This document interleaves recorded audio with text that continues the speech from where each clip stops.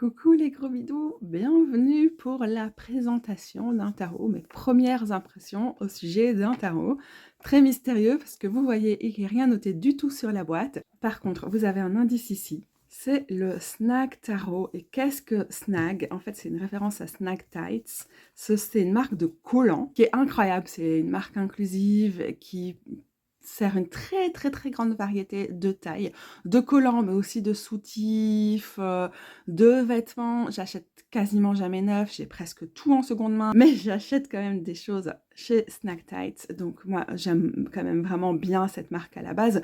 J'aime bien le fait qu'elle ait une vocation plutôt inclusive et éthique, même si je suis pas toujours d'accord avec toutes les méthodes, tous les partis pris, etc. Et qu'on sait bien que c'est difficile d'être complètement éthique et inclusif dans un monde capitaliste, mais néanmoins, on a quand même, enfin en tout cas dans mon cas, je trouve des collants qui marchent bien, qui ne roulent pas, qui sont beaucoup plus solides que les autres chez Snack Tights, donc j'aime bien.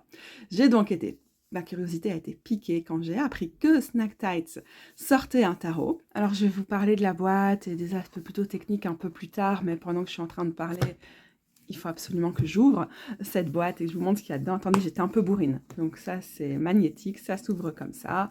Voilà le beau tarot dont on reparlera donc plus tard. Mais pendant que je vous parle un peu de Snag et de la démarche de ce jeu, je vais quand même vous montrer quelques cartes. Si on en croit le guidebook qui est publié sur internet via le site, pas besoin d'acheter le tarot pour donc voir toutes les cartes et voir ce qui en est dit de façon très brève, la créatrice de Snack Tights, qui est basée en Écosse, qui s'appelle Brie et qui est en général pose des choses tout à fait sympathiques en termes de fat activisme, etc., est une sorcière et adore le tarot. Et donc c'est ça qui l'a motivée à utiliser sa société, sa boîte, Snack Tights, pour demander à une artiste de tarot de tatou, et d'après ce que j'ai pu voir de ses tatouages, son style c'est plutôt néo-trad, mais allez vérifier, ne me prenez pas au mot, je suis pas non plus une spécialiste des façons de faire du tatouage, et donc lui a demandé de travailler sur un jeu de tarot, bien sûr dans l'esprit de Snack Tights, très inclusif. Donc on nous vend ce tarot comme un tarot inclusif, vous imaginez bien que la pression est certaine, que ma curiosité a été piquée, au point que je vous avoue, même si ce tarot n'est pas très cher, il est au prix d'un jeu mass market, il est à 25 €. Sachez aussi que Snag a des accords au niveau des douanes et tout, donc on ne paie vraiment pas de frais de douane, même si ça vient du Royaume-Uni. Mais j'ai quand même envoyé un mail à Snack Tights en mode écoutez, je travaille quand même sur le tarot inclusif et gros, depuis fort longtemps, ça me plairait bien d'avoir un jeu pour faire une review honnête. Si vous me connaissez, vous savez que mes reviews honnêtes sont souvent brutalement honnêtes. Mais voilà, ça a été accepté et j'ai reçu hyper vite ce jeu. C'est pas quelque chose que je fais encore, j'ai reçu déjà des jeux pour review, c'était pas quelque chose que je faisais ces derniers temps, mais ce jeu-là m'a vraiment intéressée, mais il n'était pas non plus au sommet de ma wishlist, et en même temps j'avais envie de vous parler d'un jeu inclusif qui vient de sortir, donc j'étais grattée un jeu, quoi, soyons honnêtes, disons les choses telles qu'elles sont. En fait, vous savez quoi, je pense qu'on va continuer comme ça pour l'instant, je vais continuer à vous donner mes impressions comme ça, enfin à partager des choses diverses que je pourrais avoir envie de dire sur ce jeu. Si vous me connaissez, vous savez une chose, c'est que les tarots, donc qui sont plutôt de l'art digital, c'est pas mon truc, je suis vite assez critique, j'ai plus de mal à rentrer dedans, c'est absolument pas un truc par rapport au travail de l'artiste ou quoi, c'est juste moins mon univers visuel. Donc ça, évidemment, c'est peut-être une des raisons pour lesquelles il n'a pas atterri au sommet de ma wishlist, parce que je sais bien que j'ai déjà un peu plus de mal avec le visuel de ce genre de jeu. Mais du coup, ça donne quoi? Qu'est-ce que ça m'évoque là tout de suite? Alors là, il faut quand même que je parle des aspects techniques avant de rentrer dans le vif du sujet, sinon je vais risque fort de me disperser un petit peu. Donc, l'artiste s'appelle, je pense, Sophie Bellingham, mais donc c'est noté nulle part, ce qui est un petit peu bizarre. La boîte est très sympa, et en plus, on reçoit aussi ce petit pochon, très cool. Moi, j'aime bien avoir les deux, et ce genre de pochon, je peux toujours l'utiliser pour un autre jeu si je décide d'utiliser plutôt la boîte. Donc, vous avez bien entendu que le guidebook était en ligne, donc le livret d'accompagnement, tout le monde peut le télécharger. Je n'ai pas d'avis personnellement, est-ce que je préfère des versions papier ou digitales, ou les deux? Je trouve que les versions papier, c'est souvent quand même beaucoup d'encre dépensée. C'est pas toujours hyper utile, donc là, si c'est ça qui permet de garder un jeu vraiment au prix d'un jeu mass market à 25 €, et de pas avoir de livres, ça me dérange pas tant que ça. Après, dans des boîtes comme ça, j'aime quand même bien quand ça vient avec un tout petit livret, même si c'est pas très descriptif, mais j'ai pas d'avis très tranché sur cette question. Je vous sors mon Rainbow Tarot, qui est ici la version 1D. C'est exactement la même taille et ok, celui-ci fait 2-3 mm en plus, mais même épaisseur aussi. Donc on est sur du tarot assez standard pour du Rider-Waite-Smith. Comme un jeu assez classique, plus épais que certains mass market qui sont sur du papier très fin. Vous voyez, parce que je l'ai déjà malmené, même si je ne l'ai que depuis quelques heures, j'ai essayé de le mélanger, tout ça pour voir comment tenaient les bordures. Et donc c'était vraiment pressé, vous savez, quand c'est le doré comme ça. Donc il a fallu décoller les cartes, comme ça arrive souvent pour ce genre de jeu. Je pense pas que ça va tenir très très bien sur la durée. Et si comme moi vous mélangez, je vais pas le faire avec celui-ci maintenant parce qu'elles sont plus ou moins rangées les cartes. Je vous montrerai après. Mais si vous faites du riffle shuffle comme moi, avec les bords comme ça, il faut une qualité incroyable pour que ça n'abîme pas le jeu. Moi, ça ne me dérange pas parce que j'aime bien que mes jeux sentent le vécu. D'ailleurs, on le voit aussi sur le Rainbow Tarot. Mais sachez-le, si vous n'aimez pas ce genre de choses, alors par rapport à d'autres qui peuvent être assez désagréables au toucher, il y en a qui sont très coupants, il y en a qui ne le sont pas du tout. Là, on est sur l'entre-deux. On est en qualité de carte qui est tout à fait passable. Elles ont d'ailleurs un beau... Voilà, alors elles restent dans cette position, mais pour avoir testé, une fois qu'on les remet dans le jeu et qu'on les mélange, voilà, ça revient assez en place, donc elles ont la flexibilité qu'on attend d'une carte de tarot. Moi, j'attends ce genre de choses. Alors, il y a plusieurs écoles, il y a des gens qui ne se sentent pas à l'aise quand les cartes sont trop fines, d'autres quand les cartes sont trop épaisses. Moi, on est quand même dans le genre de choses qui me convient bien, j'ai pas trouvé une grosse différence par rapport... Waouh, j'ai pu aller loin, putain. Mais ouais, non, ok, d'accord. Bon, celle-ci, elle a peut-être... C'est peut-être des cartes sur du black core, je sais pas très bien comment ça fonctionne, les cartons, mais en fait, celle-ci est quand même un tout petit peu plus solide. Ça s'en ressent, c'est la version indépendante du jeu, elle était hyper chère. Évidemment, si on veut produire un jeu à 25 €, il faut faire des concessions à certains endroits. On a d'ailleurs, je sais pas si c'est très... légal. Il n'y a pas d'ISBN, d'informations sur où ça a été imprimé, ni quoi que ce soit. Je mettrai le lien vers le site en bas, je vous laisserai vérifier si on a plus d'informations ailleurs. Pour une boîte qui nous dit en général, on fait de l'éthique, tout est sourcé, on est aussi fair trade que possible, en tout cas les infos, elles ne sont pas sur l'étiquette, puisqu'il n'y en a pas. Bon, il a fallu que je m'éloigne pour aller vérifier sur le site et ça dit Ethically Made. Excusez-moi, j'ai le site en version anglaise parce que j'aime pas trop les traductions, mais en vrai, vous pouvez tout à fait voir ça en français. Le site est disponible dans plusieurs langues. Mais j'aime pas quand on dit c'est juste fait de façon éthique et qu'on nous donne pas d'informations en plus. Ça peut vouloir tout et rien dire. Pour avoir un jeu de tarot à ce prix-là, il est plus que probable que ce soit fait en Chine et qu'il y a peu de traçabilité, mais j'en sais rien, et puis tout n'est pas forcément mauvais, mais dire que c'est éthique et ne donner aucune information, même pas où ça a été fait, si même si les labels ça veut tout et rien dire, d'où vient le papier, etc. Voilà. Bon, vous avez vu, hein, moi quand je dis j'ai fait des reviews honnêtes, c'est honnête, hein, je suis pas là pour aller flatter des marques. Après, ceci dit, j'aime pas ce genre de branding, ce genre de marketing qui dit éthique et ne nous donne pas d'informations, ni ne nous dit où les trouver. Mais ceci étant, en vrai, ça ne m'aurait pas empêché d'acheter ce jeu à un moment parce que je sais où on a l'édition et je sais que c'est pas parce qu'on a un label, qu'on a une traçabilité extrême et que c'est très très difficile d'avoir une traçabilité à tous les niveaux sur la production de jeux. Juste, c'est du blabla, à un moment, quand on dit juste que c'est éthique et qu'on dit rien de plus, je pense qu'il faut quand même pouvoir le noter ici. Ce que je vous invite à remarquer ici, c'est qu'il y a plein de couleurs sur les cartes. Moi, j'aime beaucoup ça. Après, qu'est-ce que je vous ferai remarquer également, c'est que je ne suis pas certaine. Attendez, hein, je vais reprendre là où j'en étais. Moi, personnellement, là, je ne suis pas très certaine que les bordures... pas les bordures, enfin oui, les bordures dans le sens tout le cadre ici autour, a du sens, mais ça permet d'avoir une marge d'erreur à l'impression, ok, ça permet de rajouter de la couleur, comme il y a un univers ici qui est quand même très médiéval, une revisite du médiéval, de la question de la cour, des cavaliers, des chevaleresses, un esprit un peu courtois, chevalier, cour, etc.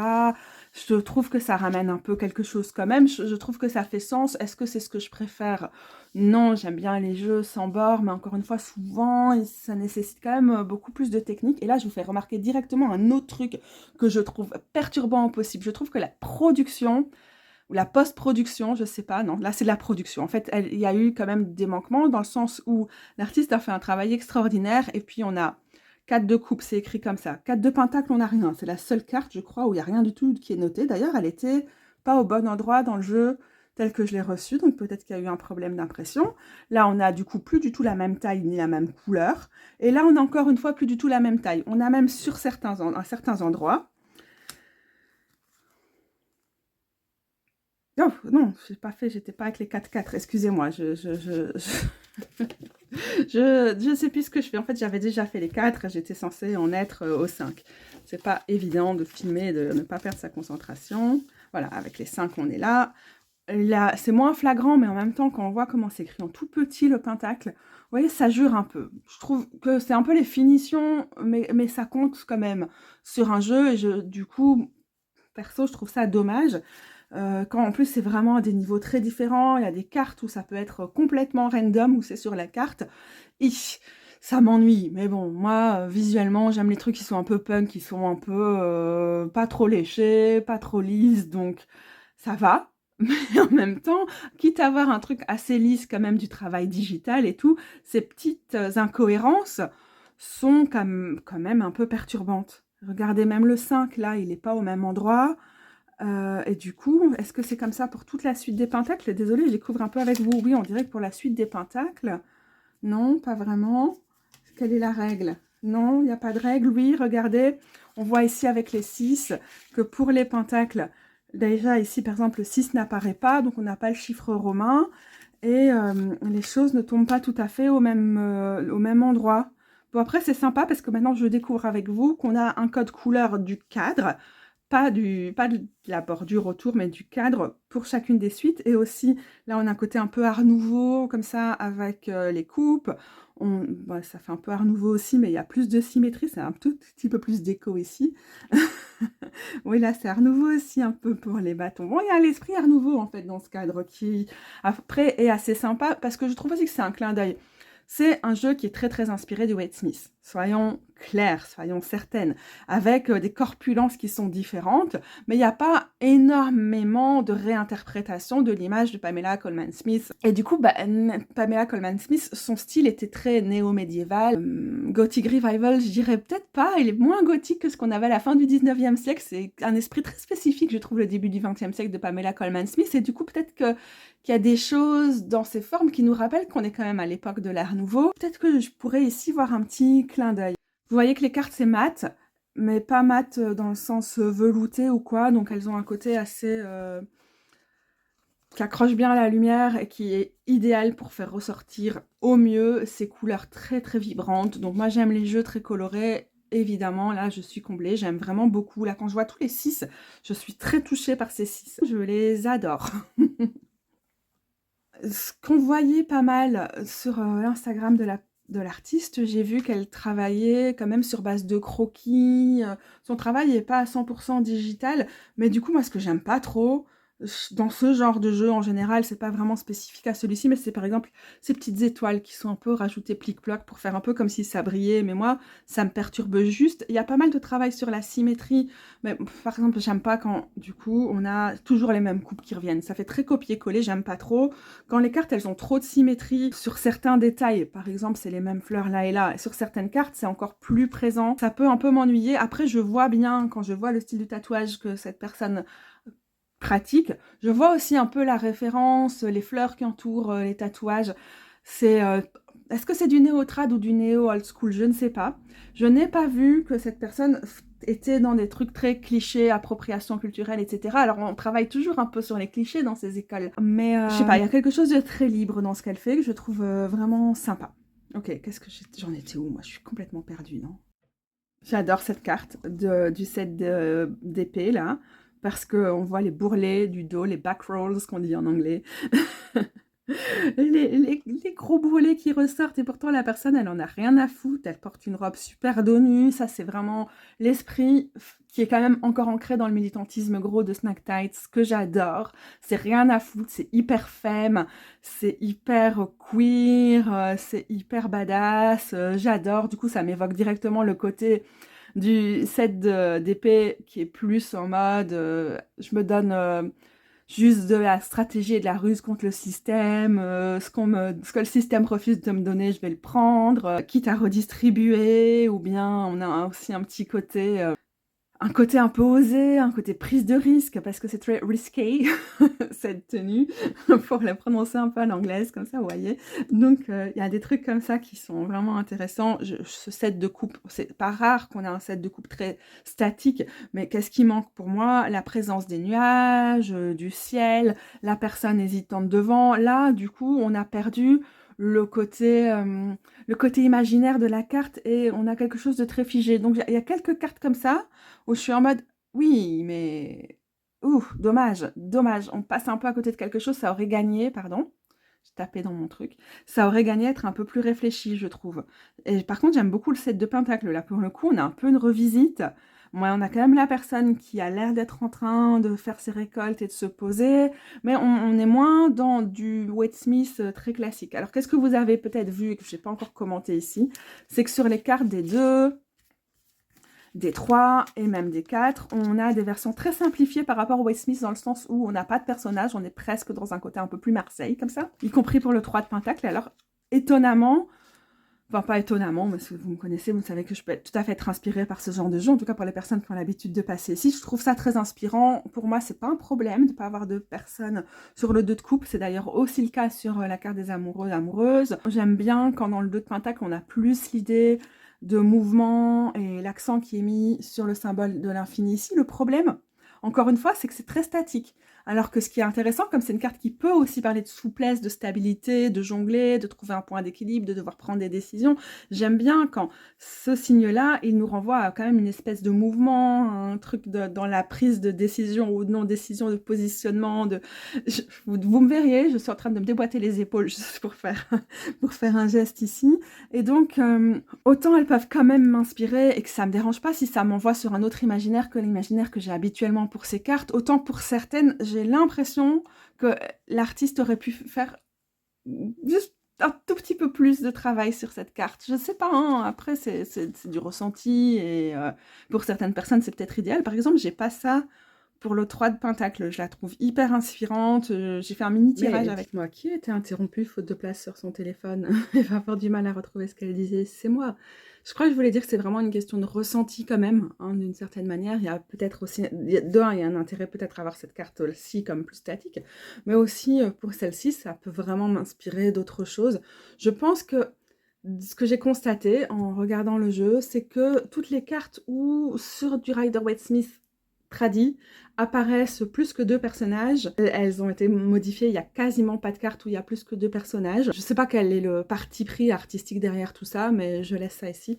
Je note, parce que j'ai pas encore commenté les as, que cette as de coupe avec ce poisson dans la coupe me fait vraiment beaucoup d'effets. Je pense que c'est une de mes cartes préférées, d'une façon très personnelle et que du coup j'aurais peut-être du mal à expliquer parce que ça m'évoque directement des choses. Mais donc, comme je le disais déjà, de toute manière, à la base, c'est pas trop mon esthétique. Donc, on sait qu'il est probable qu'il y ait des cartes comme ça qui viennent un peu me taquiner ou me perturber. Par exemple, ici, le 8 de Pentacle, c'est un bon exemple. Donc, le 8 de bâton, très tradit, c'est normal qu'il n'y ait pas beaucoup de personnages. Bon, Shawin a forcé la porte. Ça va, Shawin? Ah bah oui, on avait besoin que tu viennes forcer la porte parce que sinon, comment on allait faire? Non, non, non, non, non, non. Ouais, mais toi là alors? Non, pas là, non, pas là, non, non, non, fais pas des câlins à ma table à roulettes.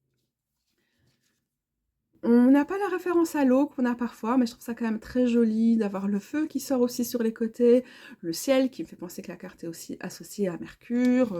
Et par exemple ici, j'ai pas forcément besoin d'avoir quelqu'un qui travaille, les instruments me conviennent déjà. Sawin, tu vas créer du malheur en poussant sur cette portable. Donc mon chat est dans la destruction, donc là, à ce stade, tout peut arriver.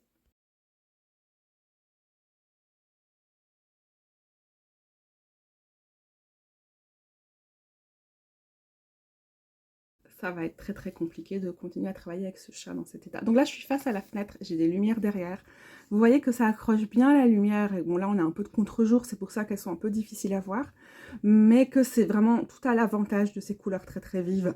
Et que c'est pas du tout dérangeant, c'est pas un effet glossy, c'est du mat Ok, mat brillant, je sais pas comment on définit ça, parce que brillant et glossy, c'est un peu la même chose, mais bon. Oui, Sawin, lave-toi, grande idée. Ok, on était en train de comparer les 8. Ça, c'est un petit peu la même histoire avec celle-ci, hein. C'est que je la trouve un peu statique, elle a presque la position des personnages sur le 2 de bâton ou le 2 de... ou le 3 de bâton traditionnel. Mais on a quand même un peu le mouvement dans les cheveux, c'est un peu spécial. Donc moi, j'aime pas trop quand les coupes sont comme ça empilées. Il y a un certain côté un peu figé dans les cartes, mais c'est parce que à la base, moi, j'ai pas trop d'affinité avec ce genre d'esthétique. Alors j'adore les neufs aussi. J'adore. J'adore cette représentation de l'anxiété cauchemardesque, du neuf d'épée. Je trouve ça très intéressant d'avoir cette espèce de... C'est à la fois, c'est nos pensées, c'est ce qui nous hante. J'aime bien ce qui est rendu, l'opulence, la générosité, le fait de profiter du neuf de Pentacle est très chouette. Et aussi les personnages, l'espèce de Chouka ou de Corneille, on dirait plus une Chouka, un Chouka qui est présent sur la carte, c'est assez cool, elle est magnifique celle-ci. Oui, et la présence de la fleur de lotus, et le 9 de bâton avec une personne qui n'est pas blessée, on n'utilise pas le handicap ou la maladie visible comme métaphore pour l'endurance, le fait de pouvoir persister, le fait d'être à bout et tout, je trouve ça vraiment cool. Et je trouve que sur cette gamme de cartes, on voit qu'il y a quand même quelque chose de très réussi dans la vocation à l'inclusivité de ce jeu. Pour l'instant, j'ai pas eu de truc où j'ai fait oulala, red flag, cette représentation-là, elle me pose vraiment problème, j'aime pas trop. Alors, j'ai pas encore tout regardé dans le jeu, il y a peut-être des choses qui pourraient encore me perturber, mais pour l'instant, j'ai vraiment pas eu ça. Cette carte-ci me fait penser à la déesse Hécate avec son chien, j'adore, mais aussi c'est quand même assez chouette. C'est pas qu'on a refusé d'avoir des couples hétéros pour le plaisir, quoi, dans le jeu, et je trouve ça aussi sympa. Pour moi, tant que tout n'est pas hyper binaire et normatif, ça va, hein, je peux avoir des jeux inclusifs avec des couples hétérosexuels, je vous le dis comme c'est. Mais j'aime bien aussi que sur des cartes comme celle-ci, où souvent on a une espèce de patriarche, de vieil homme qui symbolise la transmission, l'héritage, etc. Et là, on a une vieille dame hyper badass avec son chien, son bouquet, la lune derrière, donc ça me fait penser aussi à la transmission de la déesse des sorcières Hécate. Génial, quoi. J'adore ce 10 d'épée, très très sexy, il y a bien ce côté un peu drama, je vois presque une référence un peu burlesque comme ça dans la pose, qui peut faire penser au côté too much du 10 d'épée dans beaucoup de cas en fait. Je vous ai pas encore montré toutes les cartes, donc on continue. Je crois que pour que la vidéo soit pas trop longue, je vais pas forcément commenter trop de choses.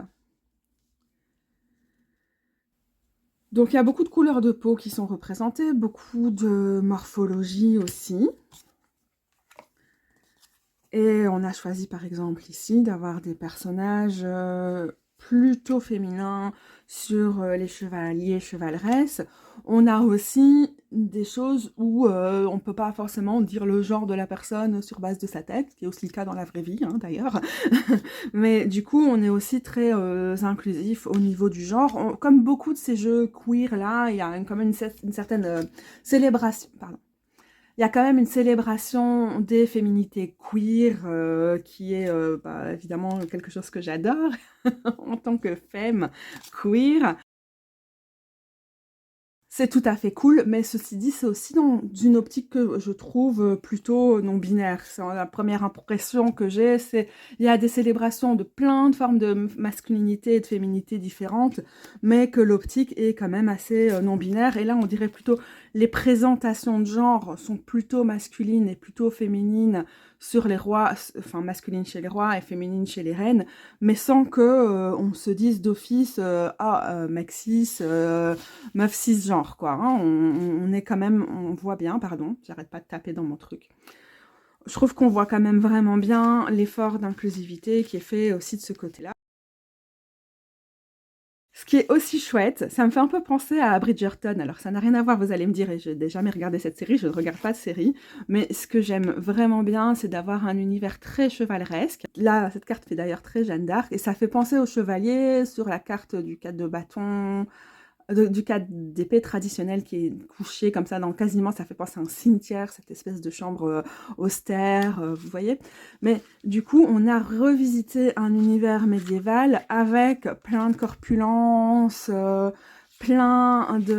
diverses corpulences et diverses couleurs de peau, et tout ça me paraît, et la présence du handicap aussi, pardon, tout ça me paraît vraiment très très important et très agréable, et souvent je me vois pas du tout dans les jeux qui sont plutôt fantasy, plutôt revisite médiévale et tout, et je trouve ça génial que celui-ci invite à quelque chose de différent. Ce fou est vraiment, avec ses boules de feu là, ce côté je jongle avec le feu, il me parle beaucoup, je le trouve très différent, il y a un peu l'esprit du Marseille, j'aime vraiment bien.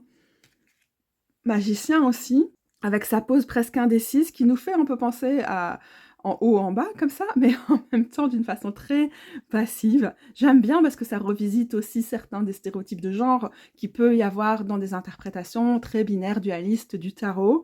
Donc je trouve ça assez inspirant. Je sais pas si j'aurais mis le pentacle dans le chapeau, mais j'adore la petite épée qui fait un peu pendentif comme ça. Il y a quand même une revisite des archétypes du tarot avec l'arcane majeur que je trouve très très cool. Les gros plans sur les visages pour les majeurs. Alors, il y a une série de t-shirts qui va avec chez Snack Tights. Donc, je comprends pourquoi on a fait comme ça le focus un peu sur des gros plans de visage, probablement pour pouvoir faire des produits dérivés. Mais ceci dit, parfois, moi, c'est perturbant, c'est pas ce que je préfère. Après, je sais qu'il y a des jeux qui font comme ça des focus sur les visages, comme le Ehrenberg Tarot, par exemple, que les gens adorent. Donc, ça, c'est vraiment une question de ressenti et d'appréciation personnelle. Très, très art nouveau, cette ermite. Un truc aussi que je trouve un peu bizarre, que j'ai vu dans les croquis que la personne avait fait avant de travailler de façon digitale ses dessins. Alors, je galère un peu à m'exprimer, mais je vais quand même dire qu'il y a un truc qui m'ennuie un petit peu sur l'arcane majeur en particulier, avec ces gros plans quand même assez présents sur les visages. C'est le côté, tous les personnages ont un peu le même genre de lèvres et le même genre de nez qui fait très penser filtre Snapchat, visage d'influenceuse, botoxé, vraiment pression sur les jeunes via les réseaux sociaux à se conformer à un idéal de beauté qui fait qu'en fait un peu tout le monde se ressemble, hein, le côté un peu retroussé de la lèvre supérieure, le petit nez retroussé aussi. J'ai moins la vibe inclusive de ce genre de choses. Je suis pas charmée par l'ensemble des cartes de l'arcane majeur, je dois dire. Je suis quand même plus touchée par les majeurs jusqu'ici et les personnages de cours, mais il y en a qui me parlent vraiment bien. À voir à l'usage, vraiment à voir à l'usage, on le sait bien, je l'ai dit dès le début, c'est pas trop mon esthétique, c'est très numérique comme type d'art et c'est pas ce que je préfère, mais dans l'optique d'une collectionneuse de tarot inclusif avec un amour pour les jeux qui travaillent sur l'intégration de diverses corpulences, et pourtant j'ai pas gardé des jeux comme le Fat Fox Tarot, je l'ai pas gardé parce que c'était pas suffisant pour moi qu'il y ait des personnes grosses. Si je savais pas lire avec, ça m'intéressait pas forcément de le garder, mais j'ai quand même cette curiosité de les avoir à un moment, en tout cas dans ma collection, des jeux qui font tant d'efforts au niveau des représentations, de représentations diverses et aussi inclusives que possible, et dans mon cas précis, avec le petit oui en plus pour les représentations diverses de la grosseur, et j'ai vu aussi des variétés de corps gros qui étaient très réalistes et très appréciables. J'ai pas vu que toujours les mêmes clichés à propos de la grosseur, même s'il y a quand même une esthétique très femme, par rapport à d'autres jeux où, vous savez, on ne voit des personnages gros que dans ces espèces de femmes voluptueuses, larges hanches, gros seins et tout, ce qui peut pas mal m'emmerder. J'ai trouvé quand même dans ce jeu-ci beaucoup plus de variété dans les morphologies.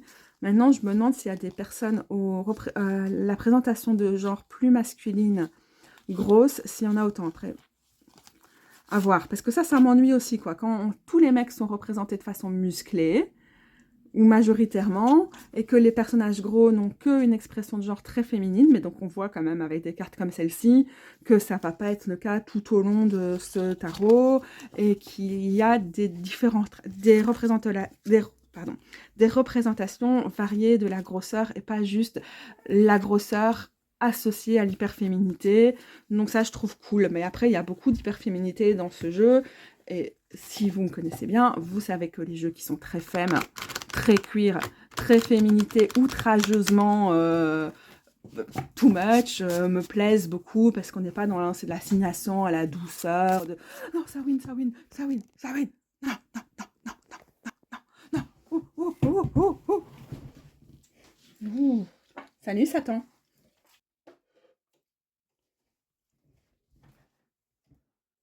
Bon, bah voilà. Donc, des préjugés sur la grosseur et une représentation limitée de la grosseur. Sawin, c'est une représentation badass de la grosseur ambulante. Hein, Sawin? Tu sais ce que je voulais faire, mon chat? Ouais, non, ouais. En fait, j'aurais voulu montrer que ça se mélangeait bien, tu vois? Tu vois ce que je veux dire? Ok, c'est plus possible. Voilà, alors Sawin sonne la fin de ma vidéo. Je sais même pas quoi faire d'autre qu'un gros plan sur ce chat. Ok, elle a adopté le jeu. C'est plutôt bon signe, hein, mon bébé? Sawin, elle est lion. Tiens, c'est ta carte. Tout cassé. Non, tu fais tomber mon rainbow tarot. J'ai plus de place, plus de rien et un chat très encombrant. Donc je vous laisse ici avec ces premières impressions du Snag Tarot. Et je vous invite à checker les liens en dessous si vous avez la curiosité, si vous voulez voir à quoi ressemble le livre qui est donc disponible pour tous en PDF. Et puis je vous invite à continuer à suivre mes vidéos parce que je suis souvent démentie dans mes premières impressions, qu'elles soient très favorables ou très négatives.